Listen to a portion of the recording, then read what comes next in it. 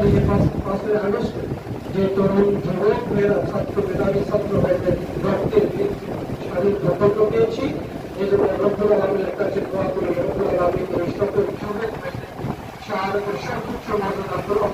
আমি যে শক্তিশালী প্রিয় ভাইয়েরা, আমাদের আজকে যথেষ্ট আলোচনা হয়েছে, আলোচনা করার মতো আসলে প্রধান অতিথি আলোচনা করার মধ্যে আলোচনা কিছু থাকে না। সম্মানিত প্রিয় ভাই, নীতিশীল ভাইরা, আমি আমার বিভাগের পক্ষ থেকে